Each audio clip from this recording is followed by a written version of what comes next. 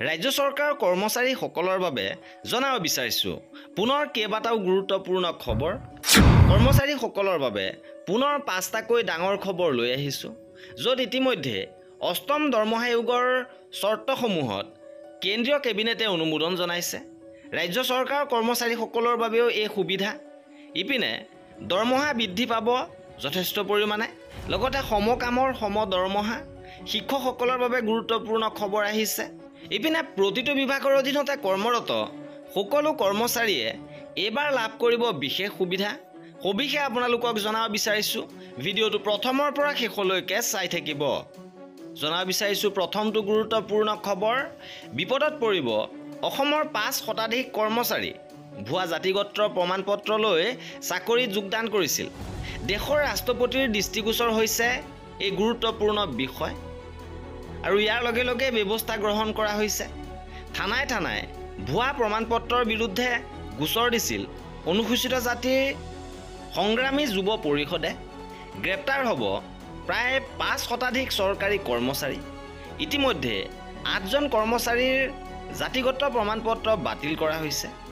ইপিনে অষ্টম দৰমহা আয়োগৰ চৰ্তসমূহত কেন্দ্ৰীয় কেবিনেটে অনুমোদন জনাইছে। নিয়ম অনুসৰি 1 জানুৱাৰী 2024ৰ পৰাই কাৰ্যকৰী হ'ব অষ্টম দৰমহা আয়োগ। প্ৰধানমন্ত্ৰী শ্ৰী নৰেন্দ্ৰ মোদীৰ অধ্যক্ষতাত অনুষ্ঠিত হোৱা কেন্দ্ৰীয় কেবিনেটে অষ্টম কেন্দ্ৰীয় দৰমহা আয়োগ সন্দৰ্ভত নিৰ্ধাৰিত চৰ্তসমূহত অনুমোদন দিছে। অষ্টম কেন্দ্ৰীয় দৰমহা আয়োগ এটা অস্থায়ী সংস্থা হ'ব। এই আয়োগ এজন অধ্যক্ষ, এজন সদস্য আৰু এজন সদস্য সচিবেৰে গঠিত হ'ব। ইয়াক গঠন কৰা তাৰিখৰ পৰা 18 মাহৰ ভিতৰত ইয়াৰ পৰামৰ্শ আগবঢ়াব, আৰু প্ৰয়োজন হ'লে পৰামৰ্শসমূহ চূড়ান্ত হোৱাৰ লগে লগে যিকোনো বিষয়ত অন্তৰ্বৰ্তীকালীন প্ৰতিবেদন প্ৰেৰণ কৰাৰ কথা বিবেচনা কৰিব পাৰে। ইপিনে দৰমহা এই ক্ষেত্ৰত যথেষ্ট পৰিমাণে বৃদ্ধি পাব। ফিটমেণ্ট ফেক্টৰ 2.46তকৈ অধিক বৃদ্ধি পাব। তেনে ক্ষেত্ৰত লেভেল 1ৰ ন্যূনতম বেছিক দৰমহা 18,000 টকা, আৰু ই বৃদ্ধি হৈ 44,280 টকাতকৈ অধিক বৃদ্ধি পাব পাৰে। ইপিনে লোকপিয়ল নিৰ্বাচনী কামৰ বাহিৰে শিক্ষকক দিয়া আন দায়িত্ব আইন বিৰুদ্ধ। অসম মাধ্যমিক শিক্ষক কৰ্মচাৰী সন্থাৰ সম্পাদক ব্ৰজেন চেতিয়াৰ ক্ষোভ। শিক্ষকসকলক ৰাষ্ট্ৰীয় শিক্ষানীতি মতে জনগণনা আৰু নিৰ্বাচনৰ কামৰ বাহিৰে অন্য যিকোনো কামত নিয়োজিত কৰা উচিত নহয়। এই বিষয়ে ইতিমধ্যে শিক্ষামন্ত্ৰীক জনাই দিয়া হৈছে, কিন্তু শিক্ষকসকলক পণবন্দী কৰি এনে কিছুমান কাম কৰিবলৈ চৰকাৰে নিৰ্দেশ দিয়ে, যাৰ বাবে শিক্ষকসকলে নিজৰ ভাৱমূৰ্তি ভাল কৰাৰ সুযোগ নাপায়। ৰাজ্যৰ বহু বিদ্যালয়ত প্ৰধান শিক্ষক নাই, বহু বিদ্যালয়ত ভাৰপ্ৰাপ্ত প্ৰধান শিক্ষকহে আছে।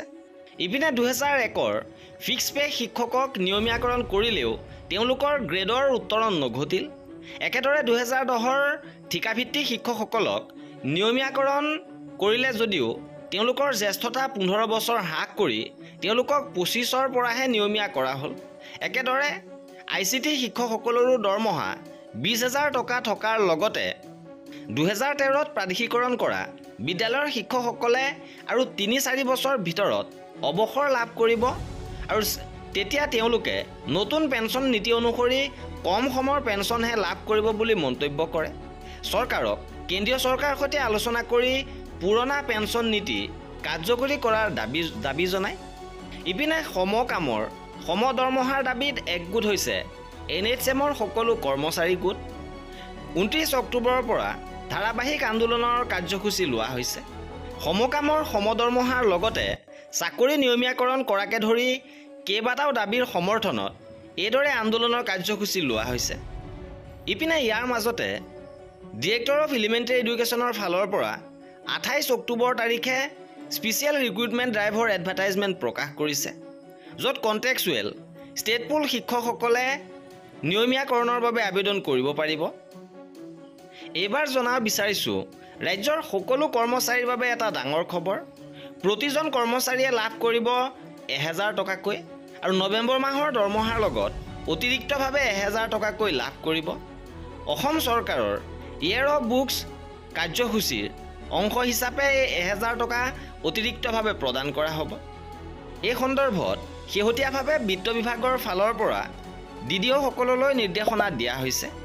আৰু এয়া আছিল আজিৰ ভিডিঅ'টোত কৰ্মচাৰীসকলৰ এনেধৰণৰ খা খবৰৰ বাবে আমাৰ চেনেলটো ছাবস্ক্ৰাইব কৰি ৰাখিব ভিডিঅ'টো শেষলৈকে চোৱাৰ বাবে বহুত ধন্যবাদ